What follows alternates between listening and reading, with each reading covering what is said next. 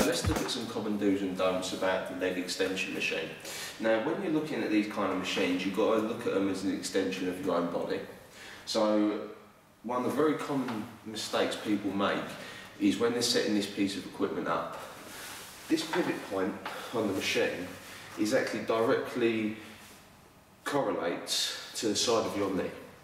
A lot of people, when they're doing this exercise, their knees are right out over here, so the pressure builds up in the knees, and it can actually start putting adverse pressure on where the muscle of your quadricep, your thigh, meets your knee itself. So to minimise that, what you have to do is make sure that pivot point in the side of the machine goes right, if there was a rod coming through, it would literally pierce right the way through the centre of the knee when your leg's bent.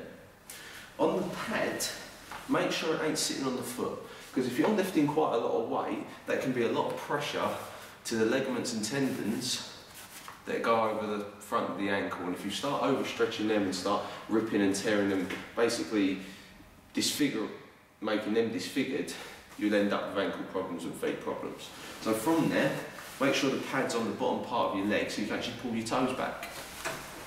Now, from there, make sure your seat is put forward enough so your knees are going to be in line.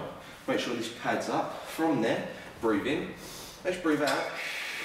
Slowly extend the leg as far as you can go. Try and get it to pretty much straight.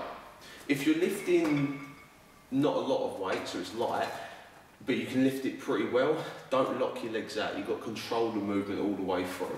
So from there, breathe out all the way up for 2 seconds, and then all the way down. Lots of people tend to kick like this, okay?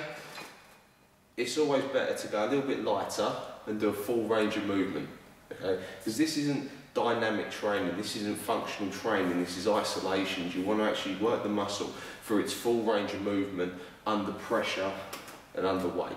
So slow it down. If you have to lift less to get better gains, then lift less. Breathing in, breathing out.